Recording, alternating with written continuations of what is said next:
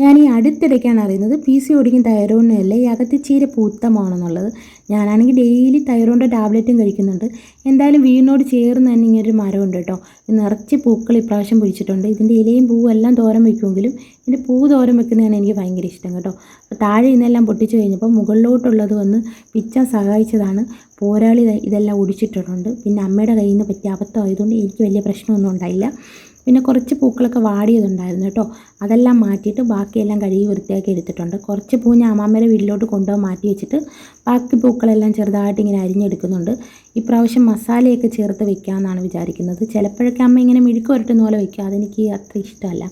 ഇതെനിക്ക് ഭയങ്കര ഇഷ്ടമാണ് കേട്ടോ. അപ്പം കുറച്ച് സവാളയും പച്ചമുളകും കൂടി ഇങ്ങനെ വഴറ്റിയെടുത്തിട്ടുണ്ട്. അത് നന്നായിട്ട് വഴണ്ട് വന്നപ്പോൾ അതിലോട്ട് പൂ ഇട്ട് കൊടുത്തു. എന്തോരം പൂക്കളുള്ളായിരുന്നോ ഇത്രയായിട്ട് മാറി. പിന്നെ അത് വഴണ്ടപ്പോൾ എന്തോ ഇട്ട് കൊടുത്തു, മുളക് പൊടി, മല്ലിപ്പൊടി, മഞ്ഞൾപ്പൊടി, മസാലപ്പൊടി, കുരുമുളക് പൊടി, ഉപ്പ് ഇത്രയും കൂടി ചേർത്ത് നന്നായിട്ട് വഴറ്റിയെടുക്കുന്നുണ്ട്.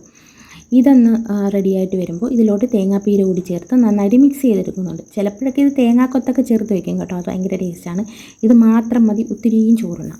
അപ്പം എനിക്ക് ഭയങ്കര ഇഷ്ടമുള്ള സാധനമാണ് ഇത് മസാല ചേർത്ത് വെക്കുന്നതാണ് കേട്ടോ അടിപൊളി. കുറച്ച് ചമ്മന്തിയും കൂടെ ഉണ്ടെങ്കിൽ അടിപൊളി. അപ്പോൾ വീഡിയോ ഇഷ്ടപ്പെട്ടാൽ സപ്പോർട്ട് ചെയ്യാൻ മറക്കരുത്. പിന്നെ ഇതിൻ്റെ ചുവന്ന കളറിൽ ഞാൻ കണ്ടിട്ടുണ്ട് കേട്ടോ.